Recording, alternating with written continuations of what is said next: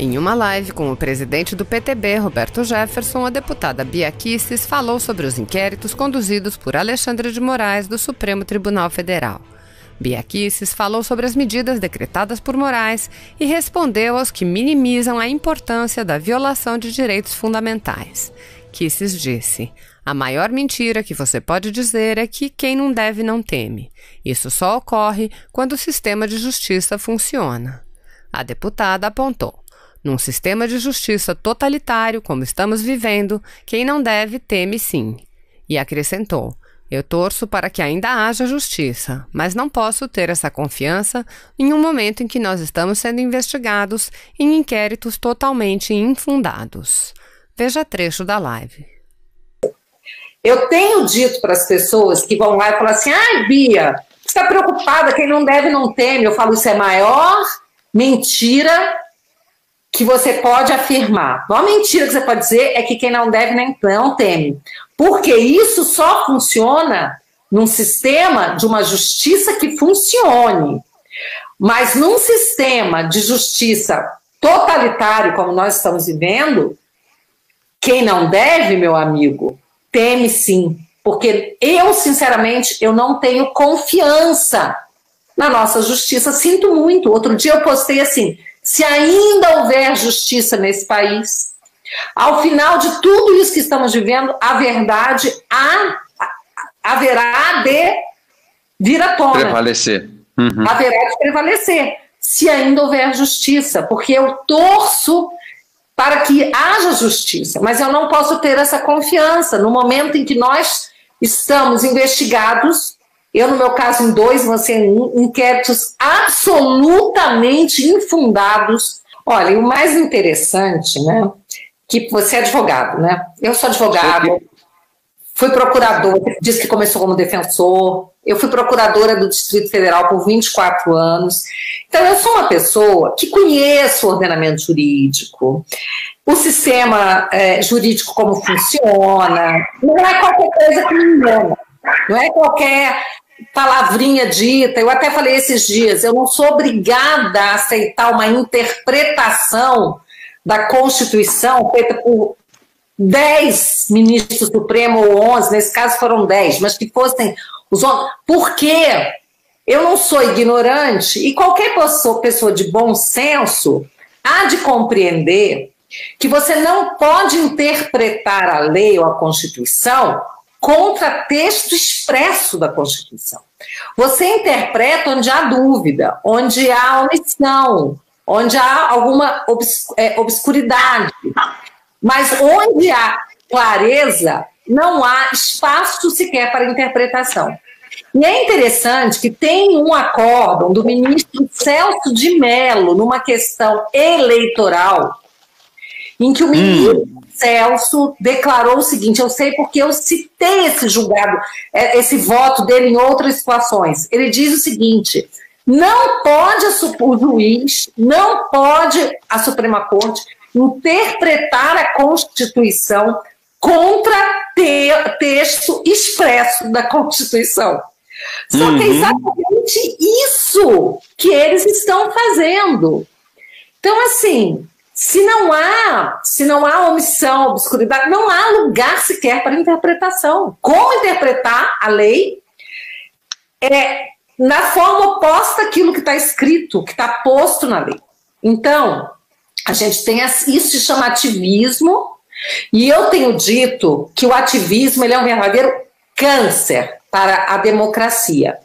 Eu, como parlamentar, uma das minhas maiores batalhas, uma das pautas mais preciosas para mim, é resgatar a autoridade do parlamento, porque resgatando a autoridade do parlamento, a gente resgata a autoridade do povo. Porque todo o poder emana do povo. E hoje você levantar uma hashtag todo o poder emana do povo é crime. Veja a que ponto chegamos. Então eu, como vice-presidente da CCJ, eu fiz vários projetos de lei para tentar barrar, frear o ativismo do Supremo Tribunal Federal. Mas o que eu percebo, Roberto Jefferson, e você que foi parlamentar por muito tempo, conviveu na casa, é um temor que existe por parte de vários parlamentares. Eu diria que isso não é respeito, eles chamam de respeito, mas eu digo que é temor de alguma forma, ofender a sensibilidade dos ministros do Supremo. Não é isso? Você está falando dos velhos parlamentares ou dos novos parlamentares? Quando você me faz essa pergunta, Bia Kicis. Olha, você percebe esse temor nos velhos deputados ou nos novos deputados? Eu percebo isso nos mais antigos, isso é muito comum. Nos mais novos, digamos, de primeiro mandato, nós temos várias pessoas que estão junto nessa briga, mas não o suficiente. Então, assim, eu posso destacar alguns parlamentares, como a Cris Tonieto, a Carol Detone, a Adriana Ventura, eu falei só mulher por enquanto, né, aqui. Carla Zambelli. Isso, Luiz Felipe Barros, Carlos Jordi. Tem vários, por exemplo, o Henrique... o Otônio de Paula. O Otônio de Paula. Tem muitos outros. O problema da gente citar nomes é que a gente acaba deixando de citar outros. Mas pelo que eu percebo em você, os mais novos têm mais coragem que os mais velhos, não é isso? Eu acho o seguinte, a gente entrou com um propósito, uma missão de resgatar a autoridade do parlamento. E a gente não tem rabo preso. É preciso dizer em bom português. A gente não tem rabo preso. Agora eu vou te dizer uma coisa. Eu tenho dito para as pessoas que vão lá e falam assim, ai, Bia, você está preocupada, quem não deve não teme. Eu falo, isso é a maior mentira que você pode afirmar. A maior mentira que você pode dizer é que quem não deve não teme. Porque isso só funciona num sistema de uma justiça que funcione. Mas num sistema de justiça totalitário, como nós estamos vivendo, quem não deve, meu amigo, teme sim. Porque eu, sinceramente, eu não tenho confiança na nossa justiça. Sinto muito. Outro dia eu postei assim, se ainda houver justiça nesse país, ao final de tudo isso que estamos vivendo, a verdade haverá de vir à tona. Prevalecer.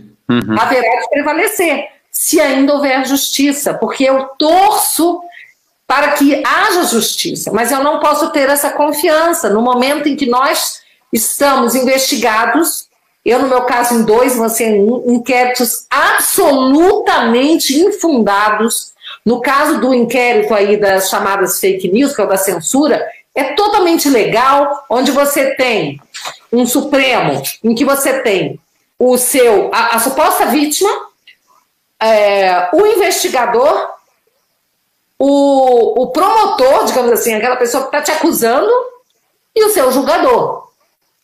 E no caso do outro inquérito, embora tenha começado por iniciativa da Procuradoria da República, isso não deixa as coisas mais corretas, não, porque não tem o menor fundamento. E aí tem um artigo da Lei de Abuso de Autoridade que diz que você começar uma investigação, uma acusação sem elementos, também é crime de abuso de autoridade. Então, assim, é tão absurda, tão distorcida a construção que eles fazem. Por exemplo, no meu caso, do deputado General Girão, do Giga Peixoto, deputado Giga Peixoto, da deputada Aline, sabe por que nós estamos no inquérito? Porque nós 4 contratamos no mês de março a mesma agência publicitária, que é da pessoa que faz a publicidade do Aliança pelo Brasil, para tocar as nossas redes. Eu contratei por 1 mês, outro contratou por 2, o outro ainda contrata, a mesma agência publicitária, gastando 5, 6 mil por mês, naquele mês, que é um valor irrisório, perto das lambanças que fazem aí com as agentes de publicidade. E o serviço foi prestado. E o serviço foi tocar as redes sociais, editar vídeos, monitorar as redes. Não tem nem ao menos essa coisa de você pagar para impulsionar. Eu nunca paguei para impulsionar uma publicação que fosse. Nada, zero.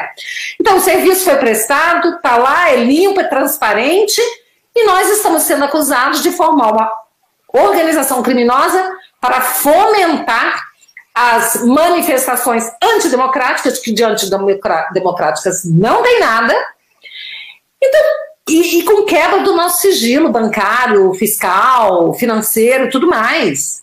Então, assim, é um escracho de um abuso de autoridade isso.